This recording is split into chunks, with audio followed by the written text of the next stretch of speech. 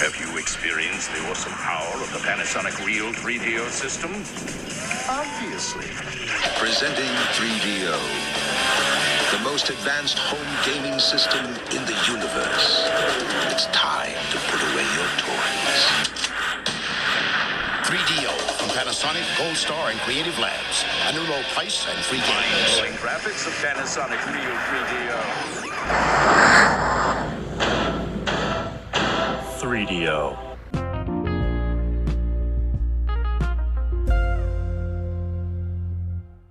Hello, everybody, and welcome back to the 3DO Experience, the 3DO Retrospective Podcast, where we talk about all things 3DO, the gaming.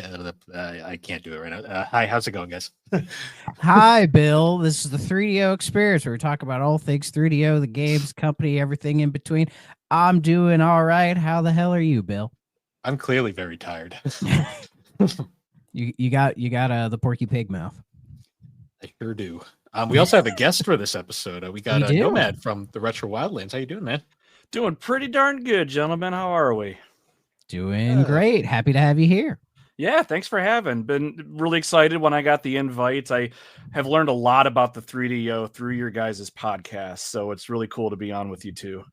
That's what we're here for. We're here to educate everybody as much as we can about this obscure ass console. I do feel like we are like single-handedly responsible for like the fact that anybody knows about the 3DO in our community. Well, earlier we were talking about like some of the prices of these games going up, and I'm like, oh no, we're not responsible for this, are we? Are we having a metal Jesus effect? I mean, maybe. I mean, I know I a hope little bit not. about it. I knew a little bit about the system, but you guys have directed me towards some pretty cool games and ones that I definitely want to get into at some point. But it's funny, a friend of mine, I let them know, like, yeah, I'm going to be on the 3DO Experience podcast, and you should check it out. And they're like, what's a 3DO? So The normal response, yeah. exactly. So there's still work to be done, but hey, guys, you guys are doing the Lord's work. Hey, trying to Trip Hopkins ain't going to do it, so we're going to do it. Yeah. There you go. So we're trying to get around that stigma because there's like the occasional YouTube reviewer will just like randomly just throw a pot shot at the 3DO in a video as a little off joke. And it's like, they don't know anything about it, do they? They're just using it as an example. It's the video game world's biggest punchline, and nobody knows why. It's kind of sad. It's easy to poke fun at something that was like, oh, it was around for a few years and it didn't do very well, you know? Like It doesn't have Nintendo or Sony or even like Sega or Microsoft on it, so it's easier to poke fun at. Even though people poke fun at Sega and Microsoft too, but you know. It's like an easier target than the Jaguar because at least people know about the Jaguar. Yeah. For better or for worse.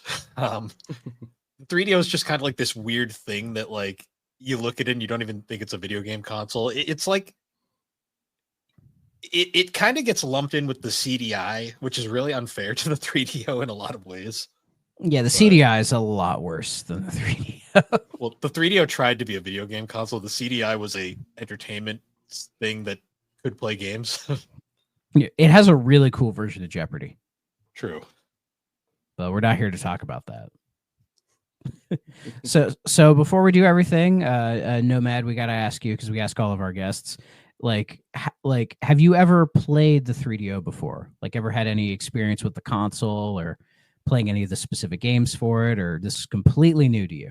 This is completely new to me. And like I said at the top, I learned a lot through you too, which is awesome. But yeah, I never got to experience the 3DO. I knew of it as I grew older, but never really meddled with it. Like every once in a while, I'd go to a gaming convention and I would see it and I'd get to like put my hands on the controller. And I loved like daisy chaining the two controllers together. Just like, oh, this is neat. But never got to play it. I grew up, I was strictly the Nintendo, then Super Nintendo, and then my stepfather jumped right on the PlayStation as soon as it launched, and that took over my life for a while. And that's the console that really got me into gaming. So that was far and away what I was with. And the 3DO at that point, I think was, when was it discontinued? 96? Like past that, I was all PlayStation at that point. So I can tell by your hat. Oh, heck yeah. Ding. We got two Sony guys in here. It's great. Heck yeah. I mean, So I'm like ambiguously a Sony guy, to be honest. You have a big PlayStation logo behind your head. True, but then I also have an Xbox controller chilling right here. But nobody can see it. There's a Sega Master System in the corner. Nobody can see it unless you stare at it. I'm just giving you shit. Anyways. But anyways, before we get into the topic of today, which is Wolfenstein 3D, we're doing our weekly news roundup because I just decided to do this. Not a huge amount of stuff, but we can go through it real quick. So I think the Pokemon Presents was after last week's show. So we saw that 20 minutes of basically nothing, unless you're like a big Pokemon guy. There was Pokemon Champions, which is like people are saying it's like Pokemon Stadium, but it probably won't be purely that, but it's trying to focus more on the battles. It's going to be like a Switch mobile thing. And my guess is it won't be the game people want. So there's that. But Pokemon fans will buy it. Oh yeah. Pokemon fans have no self-control. They'll buy it on their Switch and they'll complain that it feels like a mobile game when it's like, well, it also came to mobile, and that's probably what they prioritized. But we did get to see more of Pokemon Legends ZA. And that game looks kind of good. I don't know about you guys. I didn't play Legends Arceus.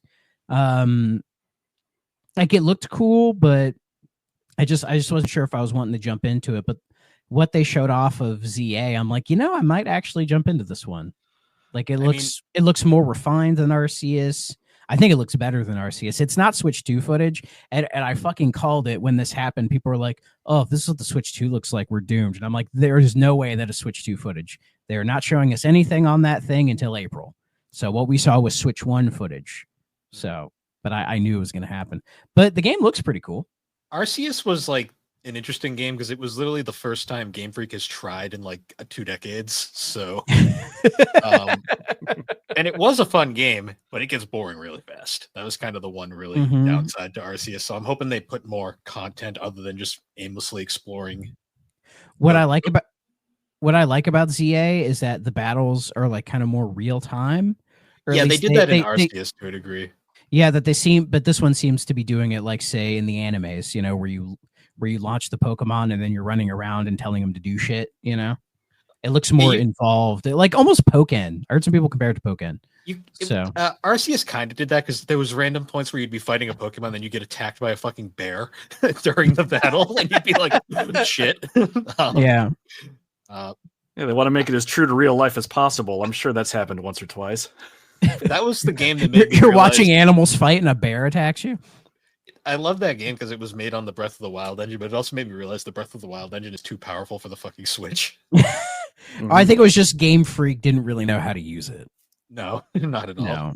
This might be running on that engine, but they probably are using their resources a lot better. So, they've had what do you? So. Oh, for sure. But Nomad, what'd you think? Or are you even a Pokemon person at all?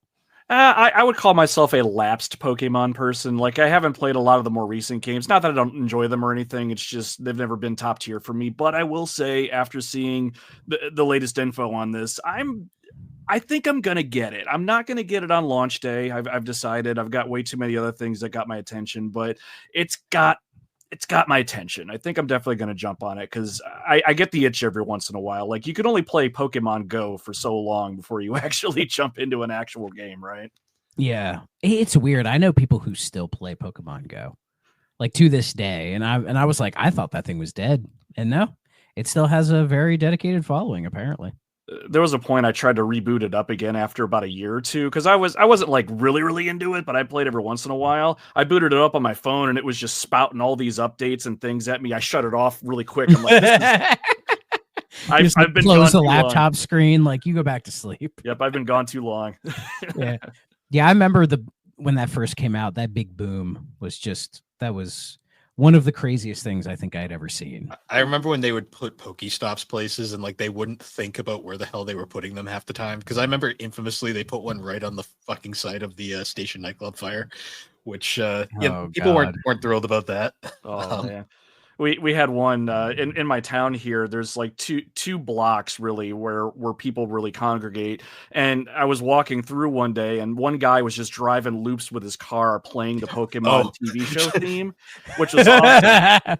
But then Oh yeah, and then the one Pokestop that they made was like the county courthouse, and that did not make law enforcement happy. No. Oh boy. That's better than my coworker who taped his phone to the fucking ceiling fan on slow because he was trying to get eggs. Oh my god, that's genius! Like, Did it work? Yeah, it did. Because I walked into work and I just see the ceiling fan with his phone on it just going around, and I just look up at it. And I'm just like staring at it like, the fuck are you doing? And he's just like, oh, I'm trying to get eggs in Pokemon Go. And I legit just looked at him like, I don't have time for this. And I just kept walking. I was like, I mean, what can you say to that, really? I was just like, if only they knew what goes on night shift, I swear. Well, if Nintendo knew, I feel like they wouldn't care.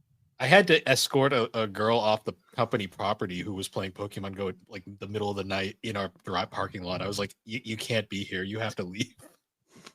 And she was like, but there's a shiny Charizard here. I gotta stay. I'm just like, I didn't know how old she was. I was like, where are your parents? Like, you should not be in some random company's parking lot in the middle of the night. It wasn't Nanako, was it?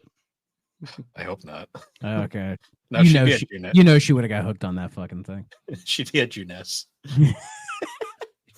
She wants, I think, full disclosure for everybody, I did beat Persona 4 Golden a while ago, so I think me and Bill are going to do a little bonus episode on it, so we'll go into details. But I swear, I think there's a line where they say, like, oh, she wants to be buried at Juness. She loves Juness. She does. She fucking loves Juness. Like, in a Persona 4 Dance All Night, she has a single, like, dance number, and it's literally just the Juness theme with full lyrics and, like, an actual full song, and it's, like, the cutest thing ever. I need to watch that, so... But yeah, I'll get on that. So yeah, ZA, Legend ZA looks cool. I may actually get it in like 2026 and play it on my Switch 2, provided the Switch 2 has a decent price point and enough games for me to give a shit about it. So we'll see. But speaking of Nintendo, Nintendo is doing something that I think a lot of us were afraid they were going to do, and that is they are removing games from the NSO app. Only one game is getting removed at this current time, and it's Super Soccer, which I believe it's because it was a third-party game, so the license has expired on it. So that is getting removed, and people are freaking out, losing their shit, begging for the Virtual Console again. It never really stopped, but it's kind of ramped up. I can see people's frustrations with it, but with the first-party stuff, I don't think any of that's ever going to go away. Like, I don't see them delisting that. Third-party stuff, I mean, it makes sense, I guess, but you know, it is a shame that it's happening. Do you guys have any thoughts on it? My only concern, it's not really even like the Nintendo stuff. It's more the Genesis app, because there are there's a few specific games in there that I know aren't licensed by that are probably licensed, and they're near impossible to find. I think it's Contra Hardcore, Castlevania Bloodlines, Crusader of Senti. Crusader of Senti. I'm pretty sure Bloodlines is on the Castlevania collection. That one is that one, and Hardcore is probably on the Contra collection as well. Yeah, it's mostly Crusader of Senti, Musha. I think Musha's Mega Man: The Wily Wars. Yeah, that one, which is on there as well. There's a few that are like, if those go away, that would suck, because those are near impossible to find otherwise. Yeah, legally. They are.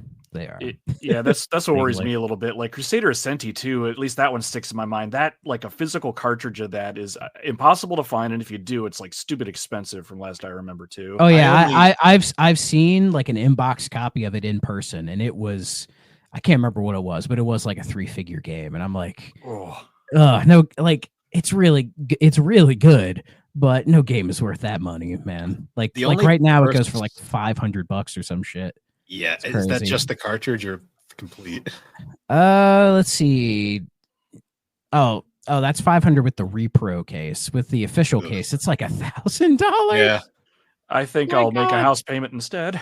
Yeah, I think the only archive.org. Yeah, I think the only person I know that has a physical, like, complete copy of that game is Chris from Retro Hangover. Like, I think he's the only person I know, and the story of how he got it's actually kind of fun. But I'll save that for him to tell. I mean, you're one of the few people that has Panzer Dragoon Saga. Well, there's a few people in this community that do. I know that. Yeah, and they're all insane, but you got it for a surprisingly decent price. A decent price of $500. I mean, it normally goes for like $1,500, so I think it's like 1,000 right now, but still 1,000. Yeah, that's a steal right there. Archive.org, here I come.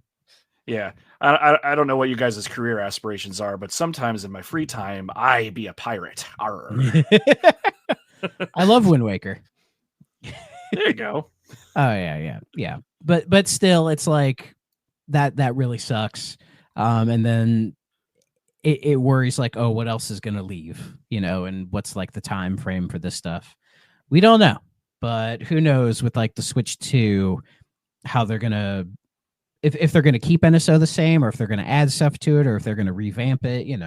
A lot of questions about it. I mean, we know it's staying. It's gonna carry over. At least I hope so. Yeah, we're just in this weird transitional period where we know the new system is coming. We don't really know exactly when.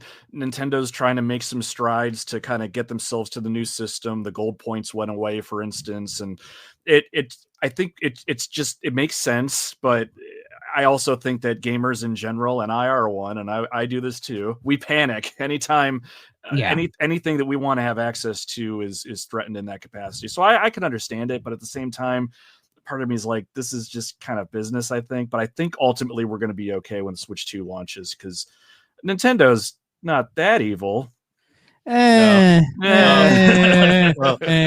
can't wait for the NSO on Switch 2. Let's drip feed it again. Here's Mario Brothers for the 5,000th time. That's what I'm worried about, is that I don't want to do the fucking drip feed with NSO again. Because right now, as it exists now, if you're coming into it fresh, it's okay.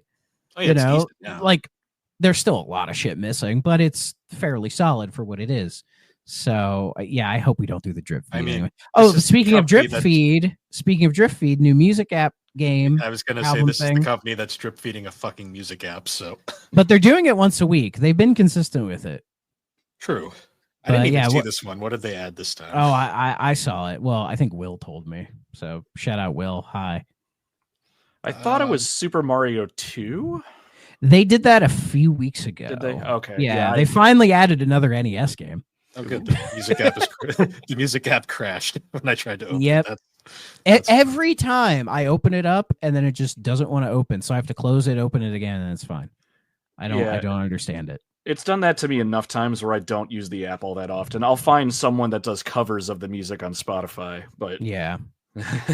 But thankfully, if you really want to play a physical copy of Super Soccer, it's like $10. So there you go. What did they add? You don't see it? No, either that or I'm just not.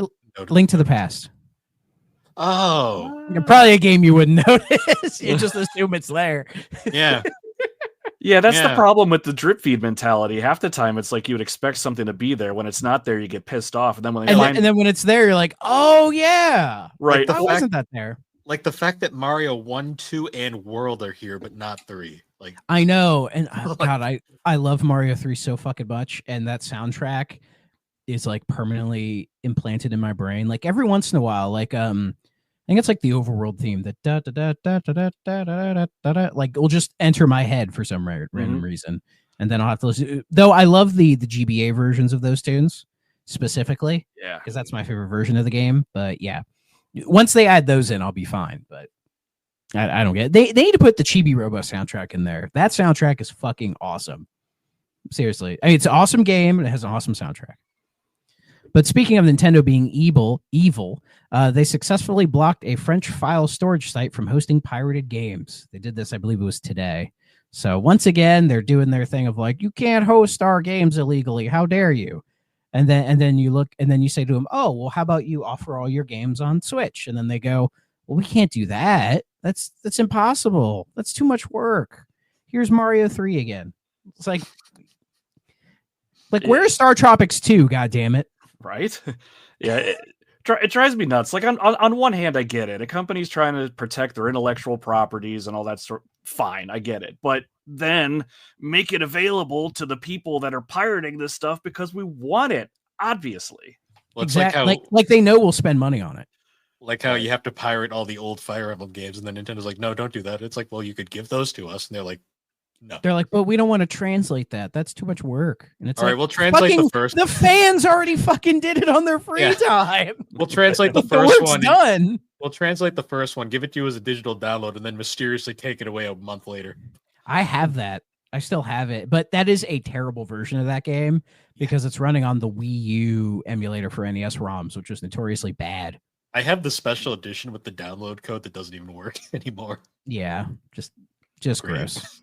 But yet, like Mother 3, nothing. I think the fan translation is why they'll never bother with it. Because I was always like, oh, a GBA NSO, this might be the chance for them to actually do it.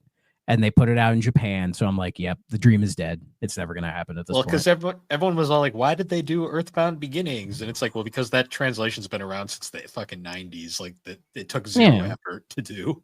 I mean, they could work with the fan translation people and, like, credit them or whatever. Yeah, they offered. And Nintendo, and the craziest thing, Nintendo said nothing. They left them on red. That's the thing. It's like, why would you not? Like, I love Nintendo, but that's the thing that drives me nuts about it. It's like there's a passion out there with your fan base and your customers. Like, if nothing else, even if you don't want to work with them, just say no. Say no thanks. It's fine. They're just I just envision some guy in a basement somewhere with a folder full of these IPs just going, my precious, and just come on, why?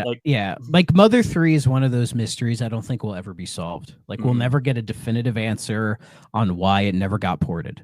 And to this day, they just will never do it. I don't think we'll ever get a clear answer. The strangest one to me was that fan-made Mother 4, which went on for like years. I don't even think it's out yet because they had to change because like Nintendo like had to have known about it. And then one day they just kind of were like, you shouldn't do that. And they completely revamped the thing to like some original IP. Oh yeah, wasn't it called like Oddity or something? Something like, I forgot about it, honestly. I haven't thought about that game in a long time. But yeah, that's all the Nintendo stuff. So we can get into some non-Nintendo stuff.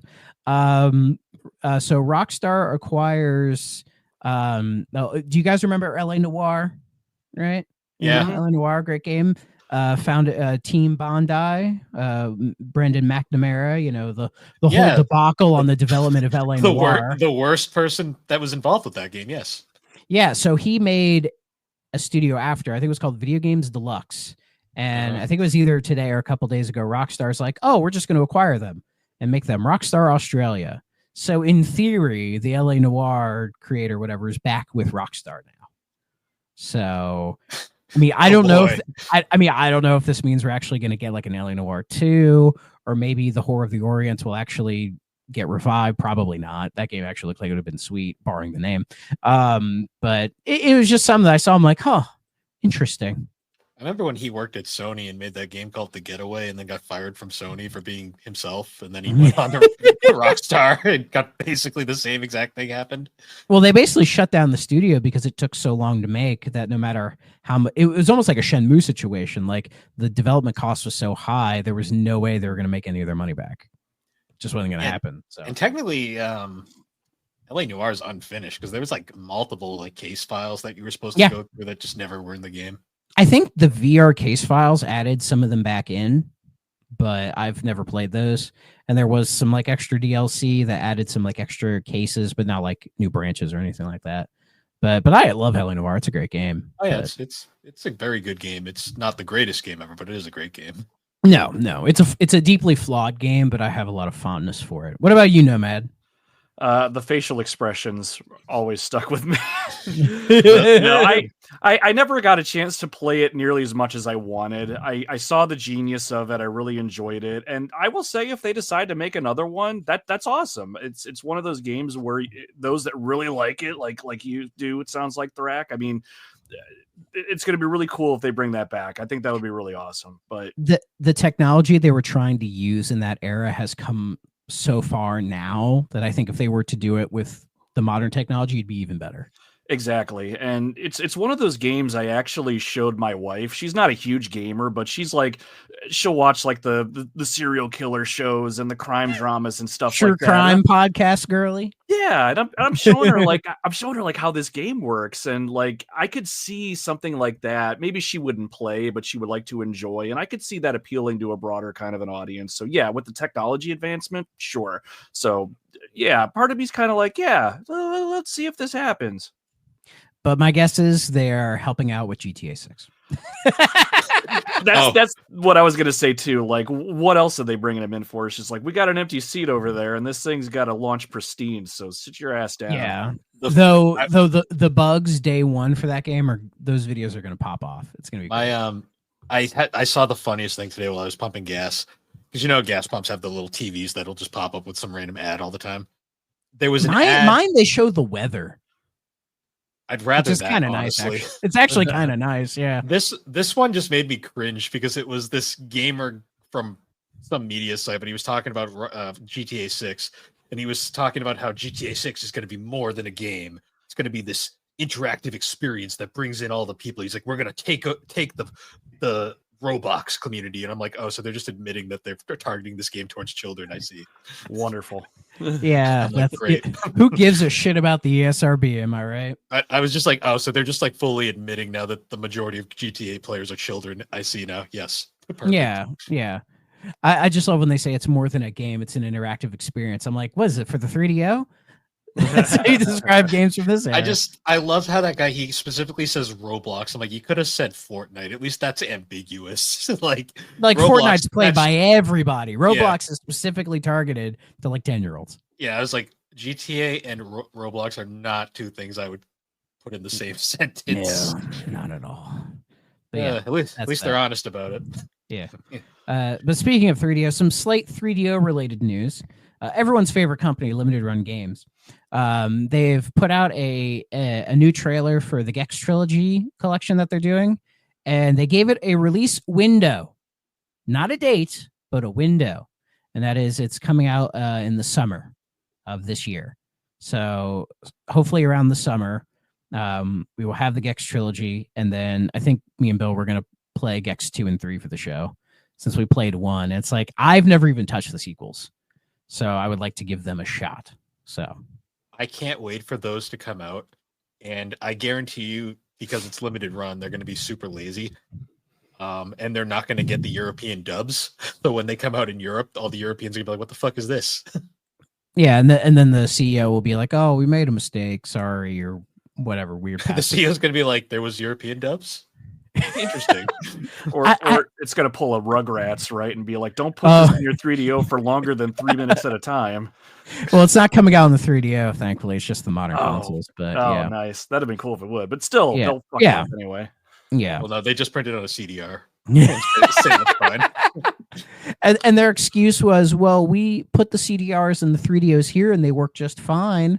So we thought it'd be an issue, not realizing that there's multiple different variants of the 3DO, man. Yeah. Like there wasn't one set version of it. There's like, we've talked about it. That and printing 3DO discs is one of the most arduous tasks you could possibly ever do, because 3DO discs are fucking weird. But thankfully, at least as far as I know, their reissue of Plumbers Don't Wear Ties on 3DO was fine. Like I didn't hear anybody complaining about CDRs or it not working. I mean, I did my whole video on it, which you can watch. It worked. It had crazy long load times, more than I think it should have, but it did work. To be honest, the original versions were pretty bad too. So that's fair. I'll take your word on that. But Nomad, you ever play Gex? No, I never did. It's one of those that kind of slipped me by too. I think, correct me if I'm wrong, it was on the original PlayStation at 1.2, I thought. Yes. All 3 of them did appear on the PlayStation. Nice. Like the first one's also on the Saturn. 2 and 3 are also on the N64, but they're like slightly different from the PS1 versions. There's like Game Boy versions of these games. Like, nice. Yeah. It was only 3DO exclusive for like 2 months. I did read that though. I do remember that, but no, I never did. It always looked cool, but when I was knee deep in the PlayStation, it was I was playing more mature games, mind you. The Resident Evils, the Metal Final Gears. Fantasy 7? Hell mature? Yes. Are you sure about that? Hey, Cloud sure about that? I learned a bang in that game. I mean, yeah, he gets butt fucked in the fucking pool, but I don't know if I'd call that mature, dog. I learned a lot of life lessons from that game, which, since you bring that up specifically, it's never go alone into a quote unquote beehive brothel. Whatever. Yeah. You can either pick the group room and have that very entertaining scene, or you can pick the other room and get this really boring scene where Cloud has a mental breakdown again for like the 7th time in the game. Yeah, again? This is just 2, man. You're still losing your shit. God. Yeah, I Why do picked people like that room this the guy? I first don't time get around. it. I'm like, this was boring. And then I picked the other one. I was like, oh, interesting. I was like, the interesting Well, stuff it's happens not over here. boring. Oh god, first time that happened to me, and it was, of course, the typical like mom's never in the room when I'm playing a game normally, but then she comes down and she's like, "What are all those men doing?" And I'm just like, Bathing. And then Cloud starts saying Bathing. it hurts. And then Cloud starts saying it hurts. "It's for a quest, mom. Don't you mind." See, if you had a mental kind of breakdown quest? after that, that would A make dra- sense. What kind of quest? A drag quest. A drag quest. I like it. Is that shit in remake? Oh yeah. Okay. People were very adamant that it needed to be a remake. Oh, damn it. For the record, I didn't care if it was or wasn't. But the fans online, oh boy, like they were very adamant that it had to be there. It's like, oh well, if you're going to maintain the historical accuracy of the narrative, you have to have the men in the beds. Okay, yeah, okay, guys. But they weren't. They were redoing the whole thing. I just wanted. They could have taken it out. See, I just wanted Tifa telling Don Corneo she was going to crush his balls. So Did you get that? I don't know. I didn't get that far in remake. Oh fuck yeah. We did get a semblance of that, and it was great. Okay. Well, when I they just put the love whole they put the whole thing on Xbox, I'll play it and bitch about it then. So, let's see. But speaking of Xbox, they unveiled Tony Hawk 3+4. This thing, which had been like basically all but confirmed for the last couple weeks, is now confirmed. They dropped the video today. It looks fucking dope. They got Ace of Spades back, so they actually spent some money on the soundtrack. It looks really good. It's coming out, I think it's July 11th for all the consoles and PC. Day one on Game Pass as well. And this is the one I'm excited for because 3 and 4 were the ones that when I first got into Tony Hawk, these were the ones I played. Like 1 and 2, it was cool when that came out, but I still haven't played it. I'm waiting for it to drop on Game Pass. Why the hell is it not there? But I didn't play those. I played 3 and 4. So this is the one that I'm more excited for. I don't know about you guys. Yeah, I was mostly Tony Hawk 2 when I was younger, but 3 and 4, I mean, I had a good time with, and I'm very glad to see this happen. But more than anything, I'm glad that they're taking the initiative to bring the music back the way it needs to be, because this game could be spit shine to a polish, but if the music is not on point, it doesn't work. And that's arguably what I think made the whole experience, especially for me when I was younger. That defined my entire music taste growing up. That's why I'm a punk fan. Basically. Hell yeah. I mean, it's the reason why all the Crazy Taxi ports after like the PS2 era suck, because they got rid of the music. Right. Yeah. You need the Offspring. Like, I'm not even an Offspring fan, but like when I'm playing Crazy Taxi, I need to hear them. You need those 2 Offspring songs. You need those 2 Bad Religion songs. It's just exactly it's how that game works. Then you need you need to go to the Fila store. Go to KFC. But yeah, like Tony Hawk and Tony Hawk and also Guitar Hero, I think were 2 series that shaped a lot of people of our age's music taste. So we'll see what tracks they bring back and what, like they said, they're adding in new tracks as well. So we'll see the balance. Because yeah, when that hits Game Pass, I'm going to download that and mess around with it. I'm excited for it. Yeah, some people are hoping they might do the Thug games. I mean, who knows if they will? I think the issue with those is probably more Bam Margera, because he plays a big role in those games, and he's not playing a big role in life these days. So he's been doing better. He's not in 3 and 4. They took him out. Oh, well, that's understandable. Honestly, that's for the best. And then I think friend of the show Burger Champ mentioned that to me, and I said he'll find a way to blame Knoxville about it, which is what he likes to do.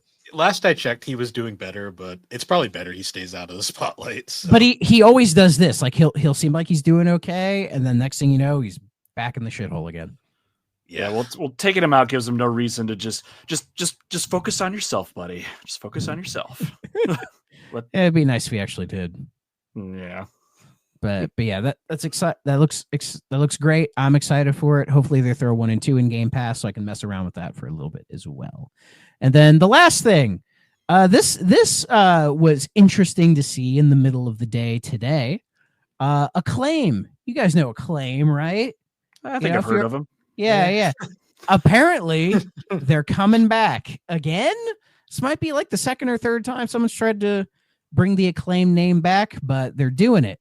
they're coming back. They're going to be focusing on like indie games and original IP. That they're going to try to bring some of the old IP in, which I'm like, the rights to that are probably all over the place because, you know, a lot of stuff they're famous for is like porting like the Midway arcade games, which they obviously do not own. They don't own NBA Jam. They don't own Mortal Kombat.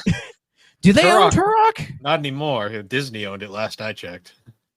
Oh, but Limited Run was doing all those Turoks. Was that? And who's doing the new Turok? Yeah. I have no idea. Yeah, the whole thing's in a limbo, and I guess they got to figure it out. And apparently, a lot of the original Acclaim people aren't even involved in this. Like they say, some people have connections to Acclaim, but it's very jumbled. Is this how Jeff Spangenberg makes his comeback? He's not involved in this, as far as I know. Good. But another Jeff is involved in this. One that shocked the hell out of me. Fucking Jeff Jarrett. If you don't know who that is, he's a professional wrestler who has been all over the place. He was in WWE. He helped form TNA. He had Global Force Wrestling for a while. Like he was in WCW. Like when he hit Beetlejuice with the guitar, Mr. Slapnuts, you know, the whole thing. Apparently he's involved in this, which I think is very interesting. Considering for some reason today I was reading about WWF In Your House, which was the sequel to the arcade game, which Acclaim published both of those on consoles. And Jeff Jarrett was supposed to be in Your House, but due to him leaving the WWF before the game came out, he got scrapped. And I'm like, that's interesting. But I guess he's involved in it for some reason. Maybe he's like, oh, video games are making a lot of money, so I should get into this. You know, who knows? Maybe we'll get a Global Force Wrestling game, which is what everybody wants. Well, I think they merged with TNA, so they don't exist anymore. I don't. I'm not getting into all the pro wrestling DMX bullshit. Triple X is making a comeback.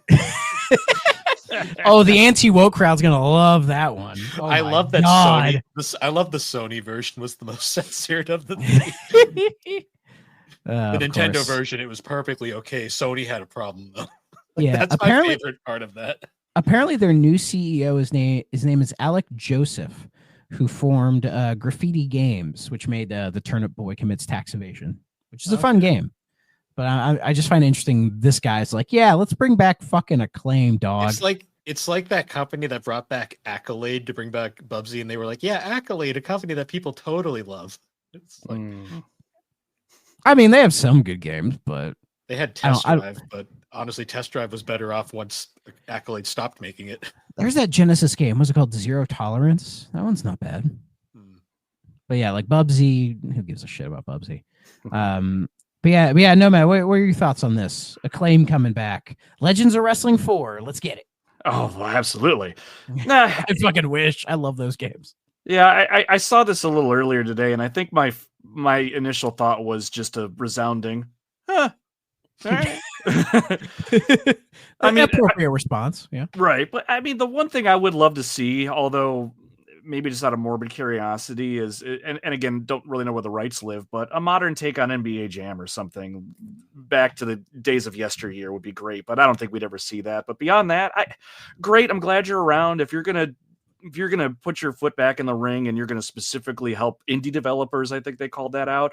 Wonderful. Help some indie developers get their dreams to come true, that kind of stuff. That's great. That sounds on paper great, but I guess the proof will be in the pudding that we're gonna supposedly eat at some point. So exactly. I just loved how all of the thing, like all like the press releases on this were like iconic publisher, and I'm like, iconic's an interesting choice of a word. Yeah, iconic to a very small set of people. I think for us, we're just like, if you grew up in the 16-bit era, you're like, oh yeah, them. Whatever happened to them? I remember them from like the PlayStation PS2 era where all their games were garbage.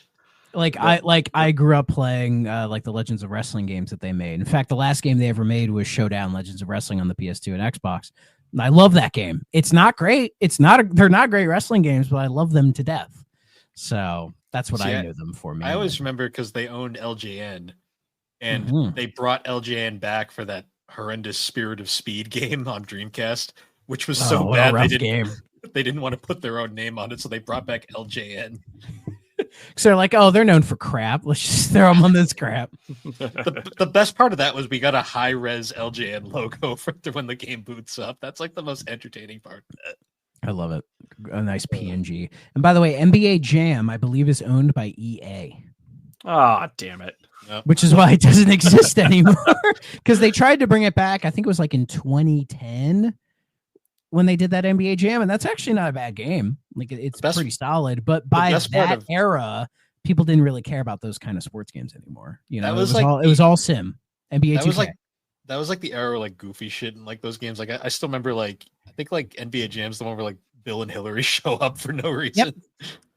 Yeah, Bill and Hillary. Yeah. NBA Jam is a wacky experience of a game, but it's fucking awesome, dude. Yeah, and that's honestly, that's probably another reason why it won't go over very well nowadays, I think. I'm sure they'll build a solid game, but it's just like, who are they going to put as like their super secret guests that you can unlock and stuff? Ain't nobody going to sign up for that, not nowadays. Yeah, I just don't. Yeah, I don't see them bothering with NBA Jam anyways, because like NBA 2K is such a institution now.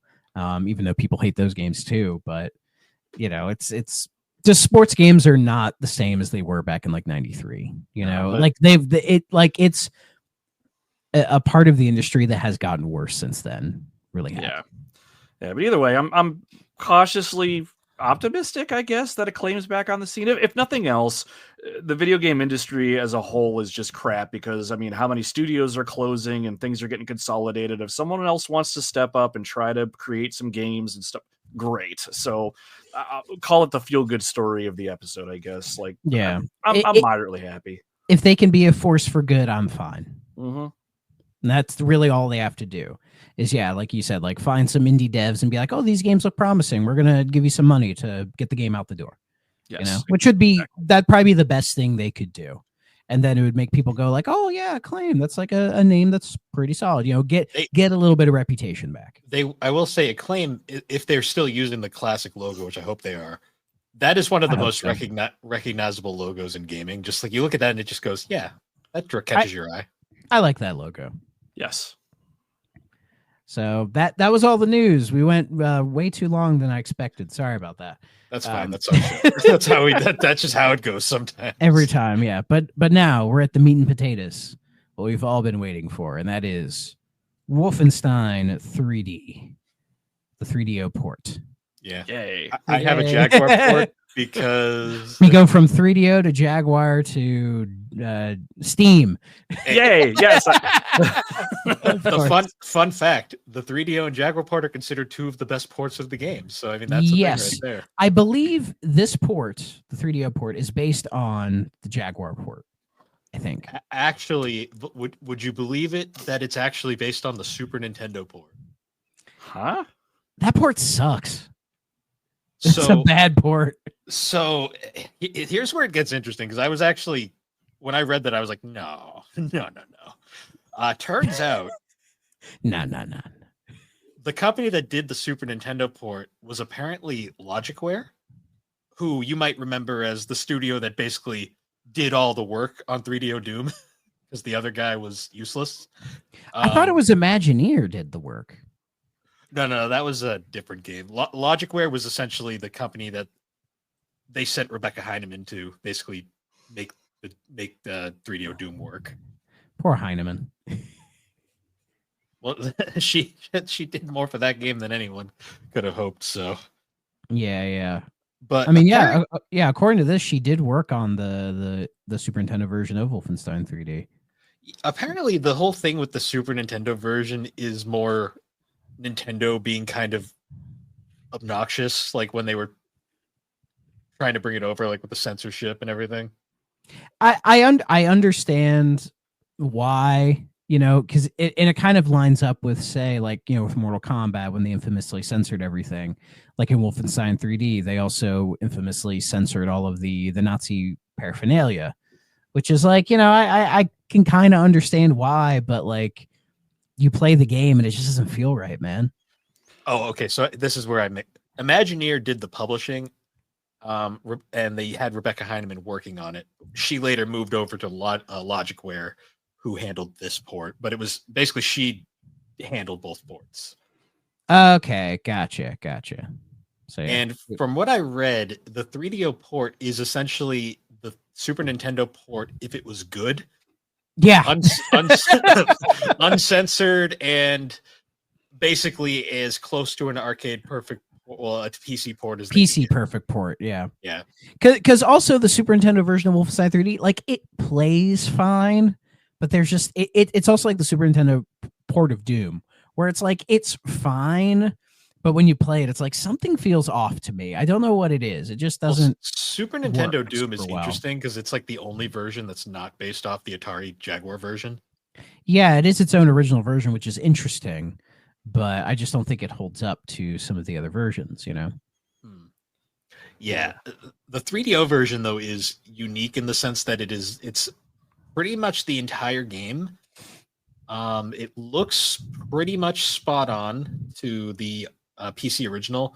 The only difference is it has a CD quality soundtrack, which I'm a bit hit or miss on. I liked some of the songs, and some of them just didn't fit. Is it original for the game, or is it just the PC soundtrack? Because I got kind of conflicting, like, data on that. So the PC soundtrack is like synthesized. This one uses like full Red Book audio. Yeah, I like it though. I think it gives the port, if anything, kind of its own sort of identity. Yeah, You know? Some of the tracks were lifted from the PC original, like, but they were kind of reinterpreted. Some of them they feel a bit too militaristic, I guess you could say. Like I mean, it's a military themed shooter, my guy. True. I think it's more. It's not so much the tracks are bad. It's just the quality of the Red Book audio just feels very of that era at points, and I think that's kind of why it sticks to me. Like, because like when, as much as the 3DO Doom soundtrack has been tainted, I still do love how it feels wholly unique to that game. Yeah, for sure. But what's nice about this version is that, yeah, it doesn't cut any levels. In fact, I believe, I could be wrong on this, but I feel like it has some levels like either exclusive to it, or it has like some like extra content that the PC version didn't originally get that they threw on there. Because there is a lot of game on this. Because you get Wolfenstein 3D, you get, I believe it's called Spear of Destiny, which is sort of like the expansion or whatever, and you get some other extra content in there. Like, it's pretty surprising, like, how much extra stuff you get on this version of it. Also, interestingly, the game was published by Interplay, because I swear Interplay published everything on 3DO. Yeah, they somehow Dynamics. Yeah, they somehow got the rights to this one. Though if I'm correct, I think this version of Wolfenstein 3D came out after Doom, like after Doom released on PC as well. So, you know, it was sort of a hot commodity at the time, and we're more than happy to license their IPs to anybody who would console port them.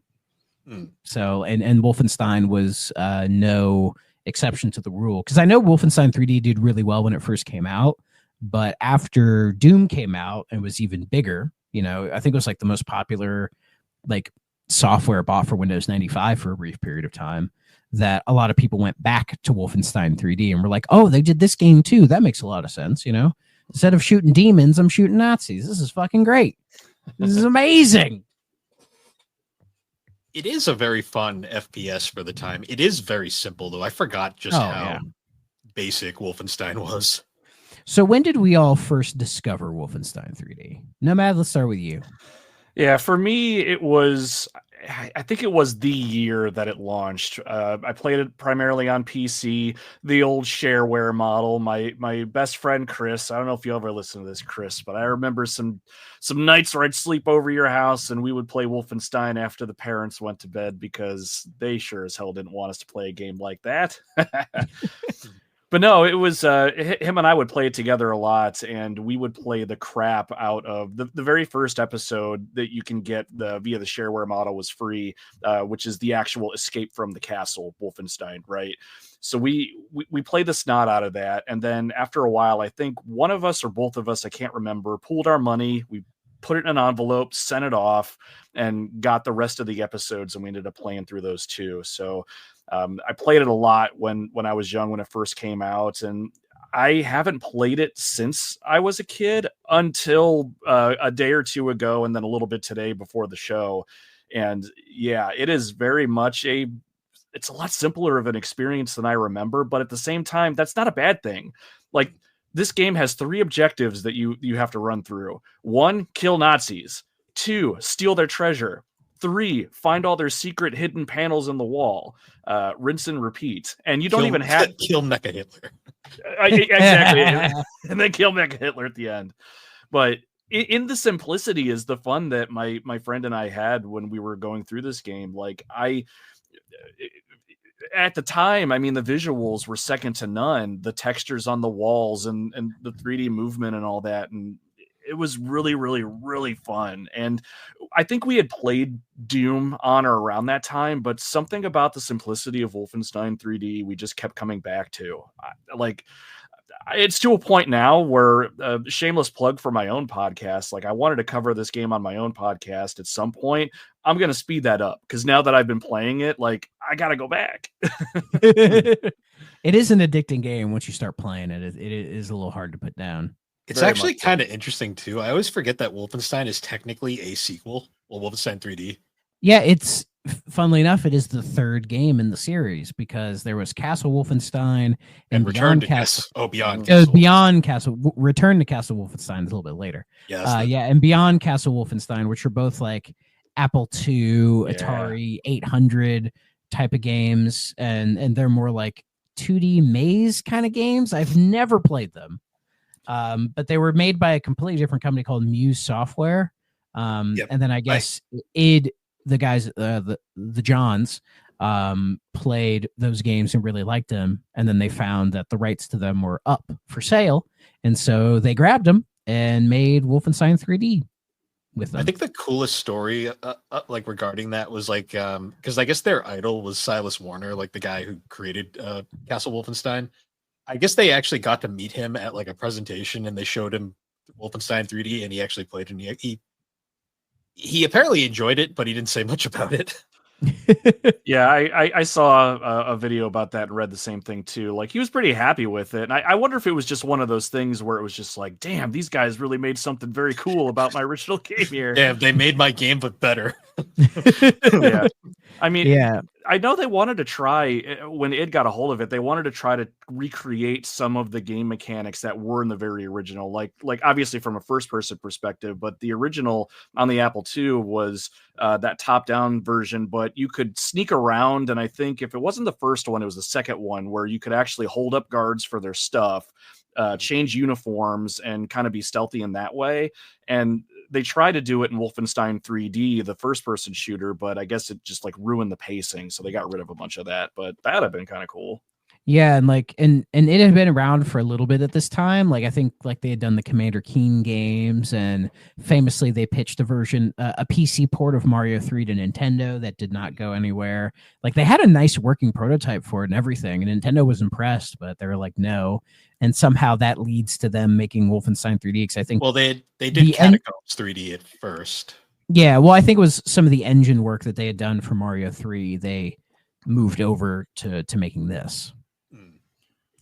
Because, yeah, this is basically just like the definition of like a maze corridor shooter, basically, where, yeah, there's not a lot of like a weird like elevation, or like, say, Doom. Like, in Doom, you get some of like the bigger sort of maps with different sort of elevation changes and all these other obstacles.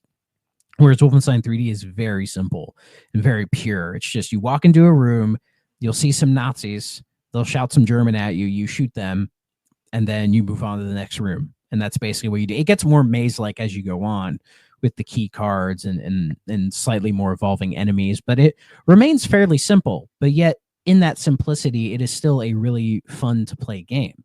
It basically created the formula for the early FPS or boomer shooter, as they like to call them now. Yeah. Like, most boomer shooters base themselves on like Doom and Doom 2 and even a little bit of Quake.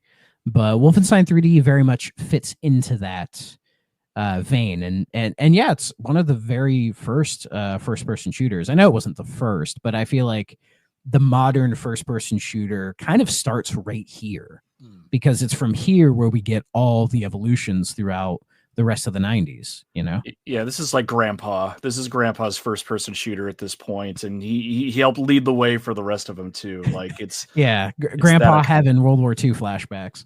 Do you guys do this?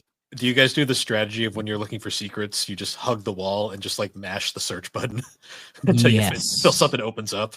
Yes, Yeah. I do. Yeah, so my buddy and I, when we were playing this when we were younger, like we tried to be as strategic about it as possible because there is nothing more just agitating than just going up to a wall, hitting your space bar or whatever, and just hearing, and then just moving to the next one. So we would try to find like the perfect way to position our character so that we would just slide along the wall, smash in spacebar, and still be able to open a secret if we found it. But that noise that you make was like one that I would have dreams of constantly. See, at least in Doom, they replaced it with like the like sound effect. Yeah. Well, in this port of Wolfenstein 3D, they change it to the grunts. Oh, good. Nice.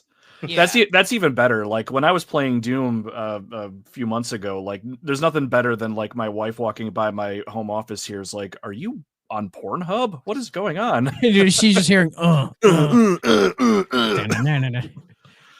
It's like why are they playing Metallica while they're getting Yeah. Gotta find the secrets, but yeah, though I think a smart thing Wolfenstein 3D does when it comes to the wall secrets is in that very first level, there's like a Nazi sitting in like a little like wall, like a little section where the wall dips, and then like you shoot him and there's like that little emblem, and you're almost like, why is he guarding that? And you go up to it, and then that's where the secret is, and then that tells you, oh, there's more of these throughout the game. Yeah, it's the perfect setup for it, and that was the very first one we found. And I still remember when my buddy and I found it, we pressed the space bar because we were just as suspicious, and it started to move, and you hear that sound effect of like it dragging on the stone floor. Like we both looked at each other like, what is going on? So then we just went through the entire level. Just first we started with the emblems because we're trained to look for something on the wall, a painting, a banner, or whatever. But I don't remember what our first one was. Still the very first level, the room where you end your level. The moment you walk into the door, hang an immediate right and hit the brick wall there. There's nothing on it, but there's a secret there. We hit that one, and then we realized, shit, now these things can be virtually anywhere. Yeah, and there's no real rhyme or reason for them. They just kind of throw them in there, so you just kind of have to learn to memorize them. Or there are probably some people who drew maps. Oh yeah, it's funny you say that. We honestly drew maps. It was to a point where we would trade off like who was playing, and either I would be on or he would be on a piece of paper, and I'm like, I'm going straight, all right, going left, going straight, secret right here, and we would map that son of a bitch out. And then years later, Atlas would be making Etrian Odyssey and be like, I have an idea. Fucking assholes. But yes, surprisingly for how simplistic it is, it's still a lot of fun to play. And I think it's because it doesn't have a million guns or a million different enemy types, but it's almost kind of visceral in the way it sort of presents itself. You know, it's very plain, but it's so well designed and it controls really well. Looks pretty good, you know. I mean, they do a good job plastering Hitler's face everywhere, but you know that was sort of the idea. Me being a child who hadn't really discovered anything about World War II yet was like, what is this? Like, what's all this stuff mean? Who's this guy? Why do they like him so much? Yeah, all I knew is there's people out here that are trying to kill me, and I'm just going to kill them back. And apparently, this guy on the wall over here is, I guess, important, but whatever. Yeah, and then later he turns into a fucking robot. I mean, what was your reaction to Mecha Hitler when you first saw it? Yeah, seriously. Pure panic, and it was to a point. Well, it was to a point too where the best gun in the game, well, arguably the best, the Gatling gun, the big gun or whatever, we had that in our hands, and I just remember like we saw him turn into this thing, so we're holding down the keyboard and just spraying bullets, and I'm trying to go backwards and shimmy my way out of his line of fire, and it was just pure panic. It was bad. Yeah, some of those bosses can be a real pain in the ass. I love how at the time, like that was supposed to be like really terrifying, but nowadays when people think Mecha Hitler, everyone just laughs at like Mecha Hitler. Right. Yeah.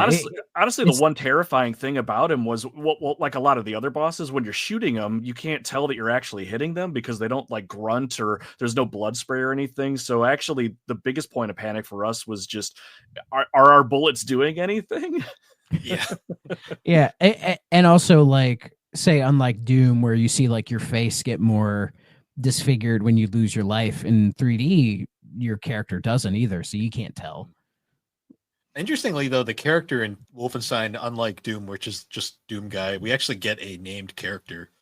Yeah, BJ Blazkowicz. Yeah, William B.J. Blazkowicz, who still exists, by the way.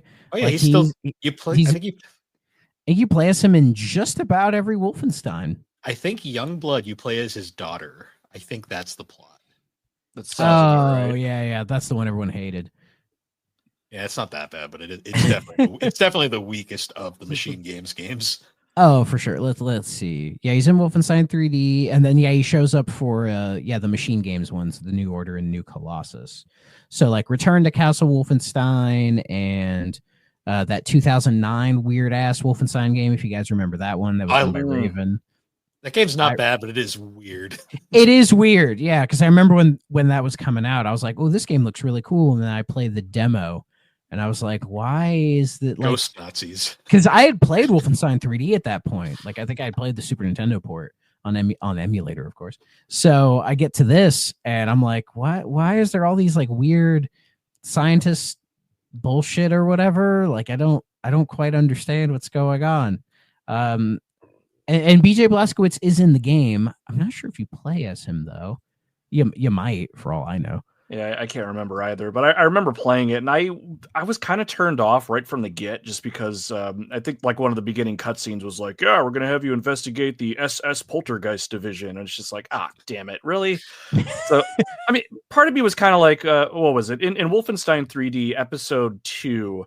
It has you going up against like an army of undead soldiers that shoot machine guns out of their chest or whatever. And part of me is like, okay, they're going towards that angle. Fine, I can get on board with that. But like that game went so far off the rails. Like I had an okay time with it, but I don't remember a damn thing about it, if that says anything about the especially because it was supposedly a sequel to Return to Castle Wolfenstein, which I still think is like one of the best Wolfenstein games. Yeah, that game is fantastic. Made by the studio that made Siberia, if we're going to throw it back a little bit. Oh, yeah, they did do that one, didn't they? Yeah, Gray Matter. Yep. I mean, they definitely improved their game later on, I can tell you that much.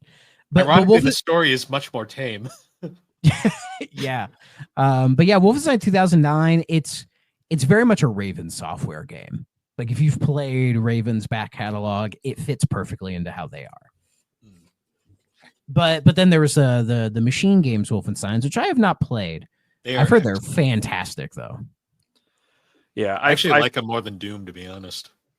Ooh, that's maybe a hot take. What the modern Dooms, like 2016 and Eternal? I actually liked the New Order more than Doom 2016. Not saying Doom 2016 is bad. I just preferred Wolfenstein. Have you played Eternal? Yeah, I've played a good about it. Okay, I fucking love Eternal. Holy shit! I still think about how awesome that experience was. But to be fair, Wolfenstein and Doom are very different experiences. You know, like they're kind of cut from the same cloth, but they went in completely different directions. I'm just a big fan of Machine Games because I loved like the Darkness and Darkness 2. For anyone who remembers those games, the Indiana Jones game is very good. If y'all haven't played that, you should. Very good. Yeah, I really like the New Order. That was the only one in like the latest line of games that I've played, but more than anything, I just enjoyed. Well, the gameplay was solid and everything was good, but I loved what they did with the narrative, the story, and just the idea of what if they won. What would that look like? And they tried to derive some. I don't want to say truth just because I'm going off memory here, but it's like some things that Nazi Germany and the real world were at least looking at or humoring. Not that any of it came to fruition, but it's like, well, what if they had the time? What if they won? And I like that for a narrative, but then the gameplay was so complimentary of it. So yeah, I want to play the rest of them, and even Youngbloods, even if it's not as great. But hey, it was really fun. I really dig it. Youngblood, the best comparison for Youngblood is it's like the Shadow of the Tomb Raider of that trilogy. Like, so my favorite one. Oh yeah, you like that one. You like that one. That was more. actually my favorite of the Survivor trilogy. I don't know why we're calling it that, but yeah, Shadow was my favorite of those three. Call me weird, I guess. Well, but that but ruined that's, my argument. That ruined my entire but argument. maybe the Arkham Origins. How about that? Yeah, only reason I mentioned Shadow of the Tomb Raider is because Youngblood was co-developed by Arcane. Yeah. It's unclear who did more. It's just apparently they both worked on it. But it's kind of like how Shadow was mostly IDOS, but I guess Crystal was there as well. Yeah. Shadow has a weird thing with the development. Yeah, but like Wolfenstein: The New Order, it definitely has, as far as the story goes, that what if thing of like Nazi Germany winning. And there have been quite a few games that had attempted that previous. Like I think it was Turning Point, Fall of Liberty. If you guys remember that game, or a hidden gem from the PS2 era, Freedom Fighters. Fucking love that game. IO Interactive, the Hitman guys made that. And I get the sense that Machine Games played some of those and were like, let's do this proper, because it's interesting to think that like Wolfenstein 3D is the only game in the series made by id, because once they attach themselves to Doom, they're like, yeah, Doom is what we do. And then they also made Quake as well. But I think Quake was done by some other devs as well. But Doom Raven made 4. Yeah. But Doom, I'm pretty sure every Doom was made by them. So other than 64, which I think might have been made by Raven. That's what I remember. Is that true? I believe you, but I know 64 might have been made by I know they did not make 64, but it was made by Midway.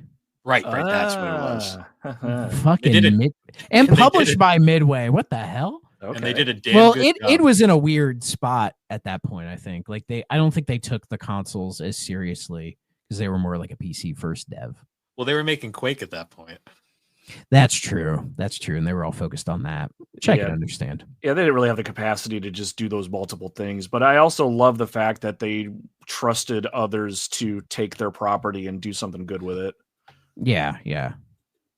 Like with Wolfenstein. But yeah, Wolfenstein 3D, a fantastic game. And yeah, it's a little, we're not sure what the best port of the game is. It's a tie between the Jaguar and the 3DO port. Though I gotta say, the 3DO port of what I played of it, which I played when I got this, like, I think like a year or so ago when we were starting this show, I played through a good chunk of it and I was like, this is fucking great. Like, this is a fantastic port. Like, it controls well. It looks great. It doesn't feel compromised in comparison to the PC version really at all. It makes some additions, which, you might not like, but I think are neat additions. And it makes it honestly one of like the must-have games for the system. Like, if you want to collect for the 3DO and have and actually play games on the hardware, like, this is one of the ones you got to get. I know it's a bit pricier these days, but it is a fantastic port. But I know the Jaguar port that you have is also a really solid port. It is. It was made by id themselves, and it plays exactly. Other than the fact that you're going to use the Jaguar controller, I mean, it's great. It even has music, unlike Doom. Yeah. It was weird how id did the Jaguar versions of both Wolfenstein and Doom. And then they just used that code whenever people requested to make a port. They'd be like, all right, here's the source code, have fun.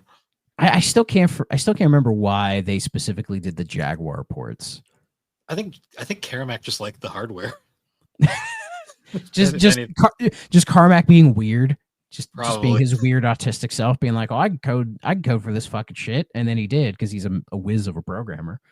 Well, that's the reason why Jaguar Doom doesn't have any sound, is because Carmack was like, "Hey, if I use the sound chip for other stuff, I can make the game actually function, but there'll be no music." And he was right. But the Jaguar port of 3D does have the music. Wolfenstein it does, but Wolfenstein's also a much simpler game to. Oh yeah, very very simple. I've messed around with the Jaguar version of Wolfenstein, and yeah, it's really good. But it definitely has that sort of Jaguar-ness about it. I think it's like the little menu, or where it's like you see like your ammo and life. Like, it's more integrated into the like it doesn't have its own separate UI. It's just like the little numbers on the screen. Whereas like the 3DO version is closer to the PC version, where it has the little bar on the bottom. You can kind of a thing. In the Jaguar version, you can strafe using the keypad. Here you can strafe with L and R, the shoulder buttons, and strafing feels good. You know, like it's a real super fun game to control. What I found interesting was I was thinking about it because the 3DO. One thing that's fun about this game is the 3DO actually has a pretty healthy amount of first-person shooters. Yeah, so I was more than I like, expected, to be honest. So I was very interested in comparing it to some of the other ones just to see what I think stood up against it. Like obviously, PO'd is a very experimental game that kind of suffers on the 3DO a bit. I think that game suffers more due to the hardware that it's on than the game itself. Because when we eventually do the revisit where we do the night dive version, you know, then we can have hopefully a more fair analysis of the game. Because I remember playing it, I'm like, there's something here, but just this version is not good. Yeah. You know? We haven't touched on Killing Time yet, and Killing Time is a very interesting game, but it's not the best controlling game, which that has a night dive version as well, which is when we eventually do that, I'm going to play the night dive version. Wolfenstein though is super smooth to control, like especially when you can compare it to the Doom port, which controls like doo-doo butt. That's one way of putting it. It controls like molasses. That's like the best way of putting it, because you not only is the screen this big, but also it's still slow. Like the only way to play it at a good frame rate is you have to shrink it down to like there. Yeah, Sega CD size. Even smaller. Like, the 3DO port of Doom is infamous for being bad. So, you know, listeners, if you haven't heard, go listen to our episode where we talk about Doom, and then you can hear about that depressing story. Yeah, the story of that port, which is a pretty disastrous port. And that came out after this Wolfenstein 3D port as well. And yeah, it's crazy that this port is so much better, but I think it's because it actually had time attached to it, like Interplay and a company that knew how to make games. Yeah, they knew how to make it, and the results show. Like, it is a fantastic port, and yeah, in some circles, it's like the definitive console port of the game. Yeah. I remember I bought when it came out on 360 and PS3, you know, and like the Xbox Live Arcade, when they did Wolfenstein 3D and Doom. That was a big deal because that was the first time like the PC versions got brought over to console properly, like not a port, like here's the original versions. And I played a lot of that version of Wolfenstein 3D when it came out on the 360. I still own it technically, which is cool. Yeah. And it's on Steam now, but I haven't played the Steam version. And Nomad, you have. Did they clean it up or add any enhancements, or is it like just the original PC version just plopped? Best I can tell, it's the original PC version just slapped together. I mean, I did have to kind of remap the keyboard controls a little bit just because they were. I'm not a PC master racer, so correct me if I need to be. What is it? The WSAD keyboard keys over to the left. That's what their original. That's what they're mapped on the Steam version. Whereas I distinctly remember playing when I was a kid using the arrow keys off to the right. My left hand would be for control, alt to strafe, and then my thumb would have spacebar to push and grunt and all that nonsense. But best I could tell, like I completed the very first episode, all 10 levels, and I started playing episode 2. Nothing stuck out to me that was any enhancement really, which to me was great. I was actually just looking for that original experience. Yeah, it's great that it's still there and it's available to play. And yeah, I checked Steam, it's $5. So so y'all, if you want to play Wolfenstein 3D, just go on Steam for $5. No harm in that. And yeah, it's interesting you mentioned like the arrow keys or the movement, and like you move with your right hand and do the stuff with your left hand, whereas us console players, we're used to it being the other way around, like left for movement and right for that, which is why I think most PC games now have like WASD, because most of us are used to that. Yeah, and I've been playing with a controller for the majority of my gaming career, and I couldn't even get. I still had to go back to the way I originally played it when I was younger and use my right hand for movement, left hand for action, which was interesting. But Hey, it's just muscle memory at that point, you know? Pretty much. I mean, as soon as that game booted up, it was like I was sitting back in my friend's house again. Like everything came back to me. But I will say, after I got done playing the first episode through, that's when I really started to do some research on the different ports. And I specifically looked into the 3DO port too. And we've already touched on it, but just to say my piece, god damn, does that thing look polished as hell? And I think the sound design itself, like I could really dig that. Like, I mean, I'm a purist in that sense. Like, I love the old sounds and the grunts when you try to push the wall and the way the enemies cry out and all that. But that 3DO port is polished as hell, and I could see why any collector of that system would want to have that, regardless of the price. Like, I hate to say it, but I love my PC version of it. But I would 100% play that. I would go out of my way to play that. It is great to see that like Wolfenstein 3D overall, like the ports for it. There's not that many like ports or re-releases for the game, much in the same way of like Doom, where Doom there's like a million of them, especially because like the source code is out there and you can put it on fucking anything. Wolfenstein 3D, I believe the source code was never officially released, or maybe it was and I just don't know about it, but it doesn't get the same kind of attention as Doom, which I think in some cases is unfair. But at the same time, you can do more with Doom's engine.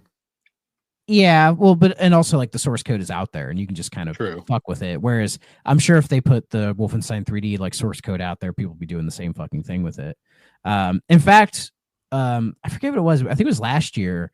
Like it put out, it was like Doom 1 and Doom 2 and like a compilation with like a bunch of extra like features, like mod support and like new mission packs and all this other stuff. And it is a really lovely compilation. It's on everything. It's on Game Pass. If you owned the original versions, it upgraded you to those for free. And when I was playing it, I remember I thought to myself, they should do this with Wolfenstein 3D. Like they should get the original like game, the PC version or whatever, and just clean it up and modernize it.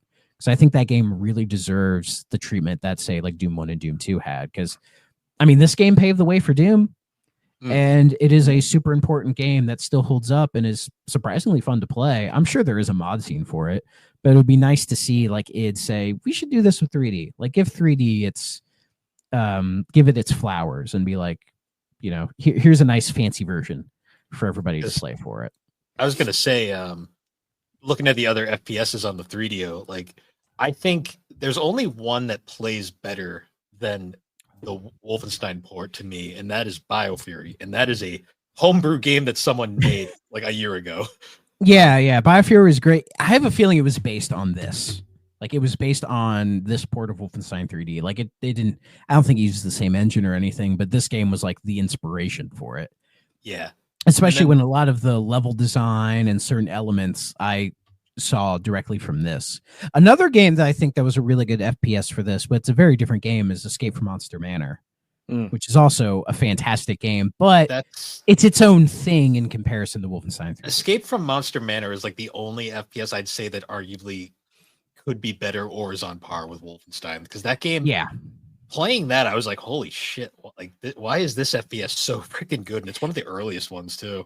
You could give it the nod because it's an original game for the console, whereas 3D is just a port, but a very, very good port. So it's kind of one of those things.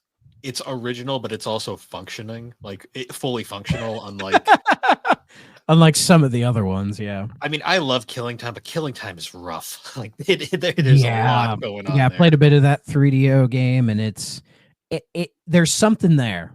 There really is something there, but again, I feel like the hardware is holding it back from its like full potential, which is just a shame. But it happened a lot with games from this era, especially games on new experimental consoles. You had people throwing out these really unique ideas, but just didn't have enough knowledge of the hardware to make it work as well as they wanted it to.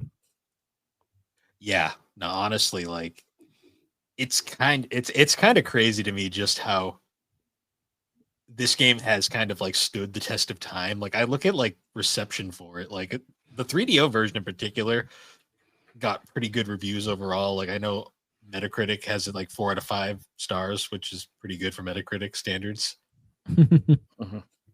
I mean, yeah, the only port I hear people complain about is the SNES version when it comes to Doom. Did the GBA port come out, or was that just a thing that never came out?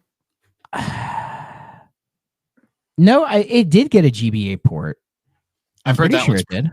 I've heard that one's pretty bad too. I can't remember if I have it or not.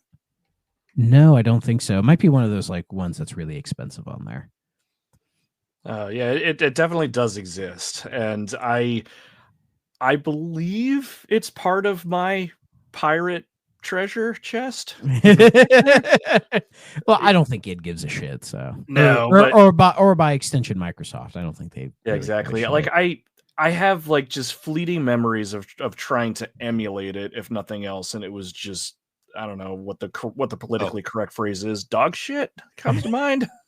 So highly regarded. I found some of the 3DO reviews. EGM gave it a 32.5 out of 40. And they basically just praised it as being a pretty much perfect port. But they didn't give it a perfect score. Whatever. Well, EGM is EGM. Retro Archives gave it a 16 out of 20. All Game Guide. Some of these review sites are fun. Gave it 4 out of 5. I think All Game is like a spin-off of All Music. Maybe. Yeah. And then GamePro gave it a 3.5 out of 5. Retro Game Reviews gave it a 7 out of 10. Computer and Video Games gave it a 61 out of 100. They were harsh to it. Damn. A lot of the criticisms are people basically complaining that it's dated, which, okay. I mean, yeah, like the 3DO port came out according to Wikipedia, came out October 19th, 1995. And the original PC version came out May 9th, 1992. So it was 3 years old. And back then, the 3-year difference in video games was a lot higher than it is now. Like you could release a game now that came out in like 2022 and nobody could tell a difference. So I really want to read this review because it is so ironic in hindsight. So Computer and Video Games CVG, they're the ones that gave it the 61 out of 100. Their review is amazing. The sound is excellent and there are loads of levels, but the big problem is the game is just not up to today's high standards. As good as it was, the diagonals on the 3DO joypad don't let you walk and turn at the same time, and making the game more frustrating than usual. It's slow, annoying, and just plain pointless. Hurry up with Doom. Okay. If only they knew. If only they knew. That is true. You cannot walk diagonally. Like you can't walk and turn at the same time in Wolfenstein 3D. But I think that was just a limitation with the original controls. And like the game is built around that.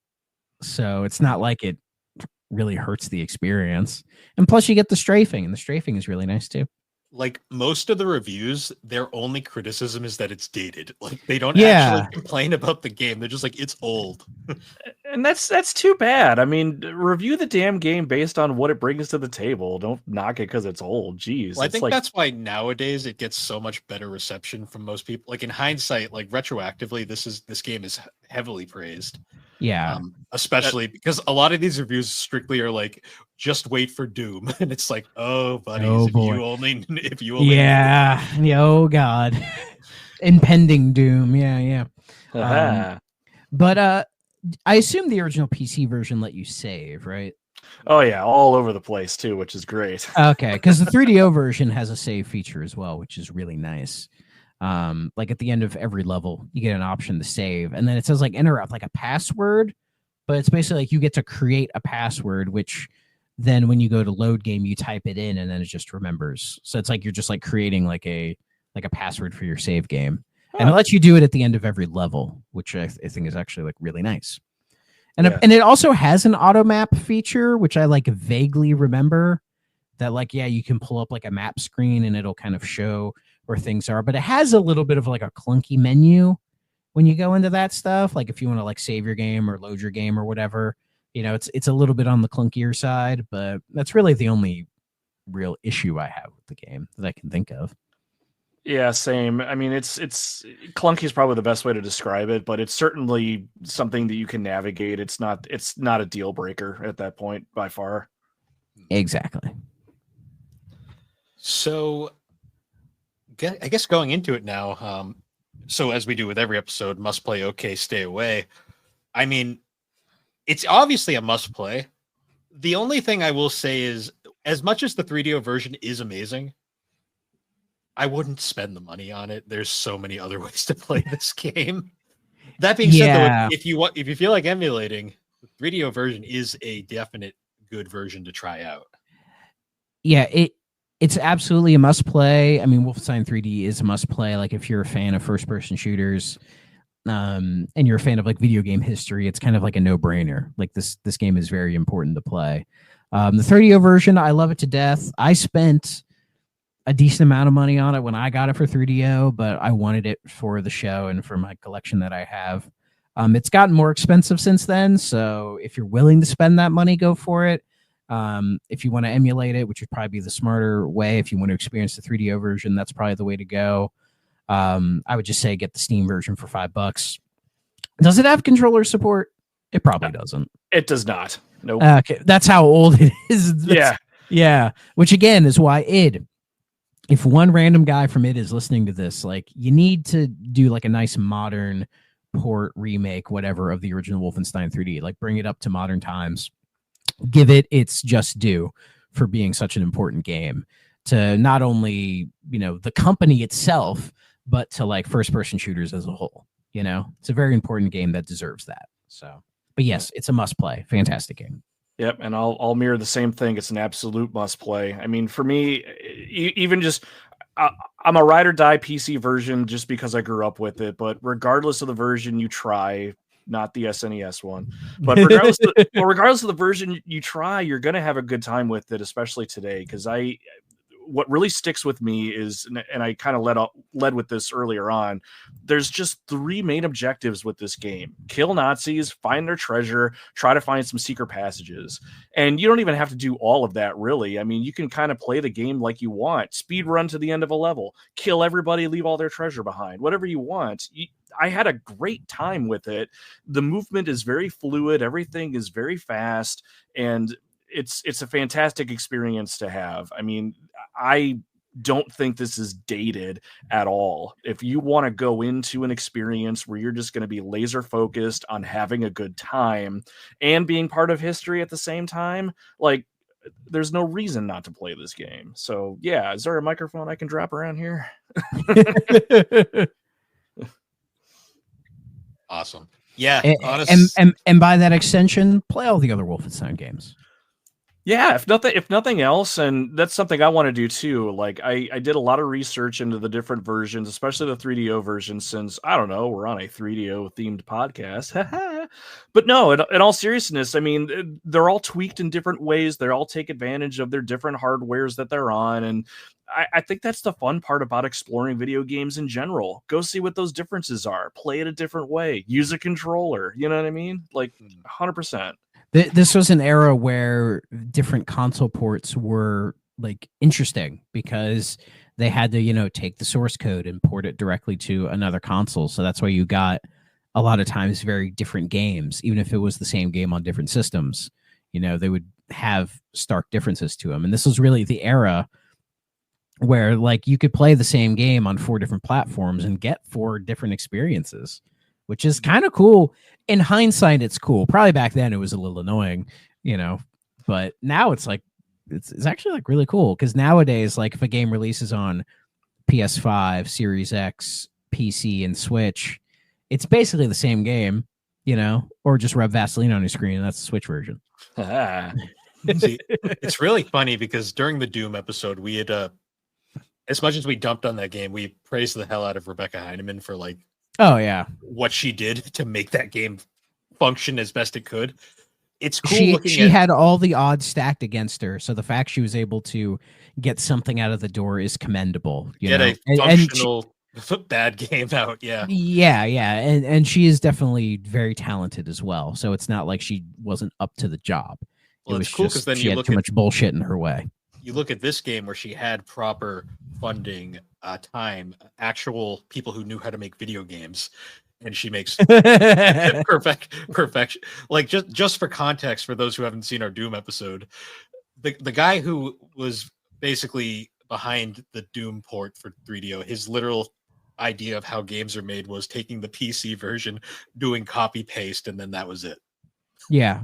He Hilarious was thought like, is you would just take the PC, like probably assembly code, and just port it over to fucking 3DO, which my guess is they were probably writing games in C at that point. And it's like, you're done. That's all you do. Yeah, It's like, click, and it's right like, click, save as. yeah, He Control X, Control V, you're done. he literally, the story goes, he literally gave her a copy of PC Doom and was like, there you go. Make it work. Oh God. That reminds me of today I was reading about the Saturn port of Virtua Racing. And I believe the Saturn port, it was done by an American team. Time Warner. And Sega did not give them the source code. Instead, they gave them a copy of the Virtua Race, like the Virtua Racing arcade. They shipped a whole unit to them and said, "Here you go, figure it out." And to their credit, they did. It's not the best version of Virtua. It's probably the worst version of Virtua Racing, but I mean, Virtua Racing is great. Anyways, I mean, if you want to be technical, the Genesis version is statistically the worst one just because it's running off. I like that version. I like it too. Because the Saturn version is fine. Like, there's nothing wrong with it. Oh yeah, it's fine. It's a unique port. How about that? That one on PS2 is a little rough, I will say. I've never played that version though. Just play the Sega Ages version. I think they didn't delist that on Switch. That That's version, it's the arcade version. M2 brought it over, cleaned it up, and it is beautiful. M2 are great. Yeah. That being said, though, before we wrap up, I did want to. We touched upon it early on. Me and Thrak are going to be starting a new side series for the 3DO experience, where we're gonna, as little bonuses, we're gonna talk about non-3DO games for an episode every now and then. As if we don't do it enough. I know. But we're gonna make it its own thing, basically. So yeah, we can focus more on the 3DO on this show. It'll still be in the 3DO feed, but it'll be a side thing that doesn't release during the actual 3DO time slot. It'll come out at random points whenever we feel like doing it. Yeah, it'll be a non-recurring series, and it's just kind of like a little extra thing. It won't get in the way of the 3DO, but if you just like hearing us talk about bullshit, we'll give you some extra stuff. And yes, our first one is going to be, we're going to talk about Persona 4 Golden. We're not sure when we're going to actually record that or put it out, but just stay tuned because I beat it, as I said, fairly recently, and it's still fresh in the brain. So I want to get all my thoughts out before I lose them to the shadow world. Nice. And before we sign off, Nomad, do you want to shout out your show and everything? Oh yeah, it'd be my pleasure. My pleasure. So let me throw that plug right in here. Chikink. So my podcast is called the Retro Wildlands, and also part of the SuperPod network. And it's been awesome to be a part of this whole thing with all of you. But for those of you that are interested in my show, my whole shtick is I'm going back and playing old retro games that I missed out on, or potentially revisiting some that I used to play. But the nice thing about my podcast, or the thing that I like about it the most, is I don't just ramble about the games. I put you next to me and we play the game together using game music and sound. We run through a game, and my goal is to try and invoke that feeling of nostalgia if you've ever played that game before, or maybe if you've never played the game before and you're just curious about what it is or what it's all about before you decide to jump on it. Come listen to my show, sit down next to me, we'll play it, and you'll decide whether you like it or not. So it's been a fun project. It's definitely a hobby for me. I release episodes whenever I have the time. So the best thing you can do is subscribe to us on your favorite podcasting platform or check out superpodnetwork.com. And that's a little bit about me, my friends. Nice. I'll be sure to put a link to that down below. Hell yeah. As of this episode, his most recent episode is on Kung Fu for the NES.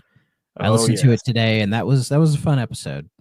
Heck yeah, glad you took the time. Kung Fu was a fun game. I played it when I was little, albeit just a little, but even going back to it today, it was fun to talk about, and it was fun putting together. So yeah, Kung Fu's the most recent one. Go check it out. Go do that thing. A stone cold NES classic. Hell yeah.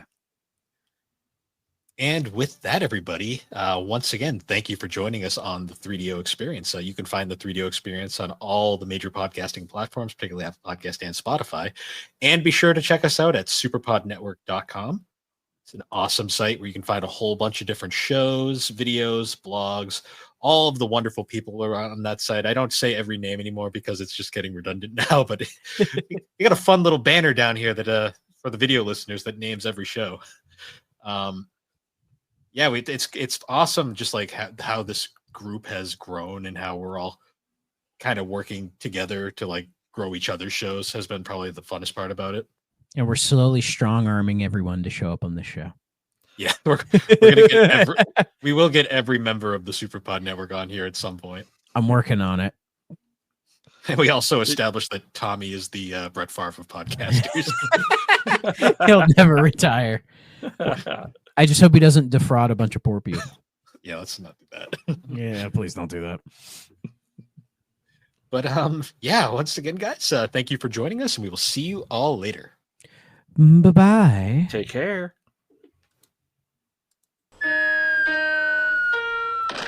If you're not playing on a 3DO system,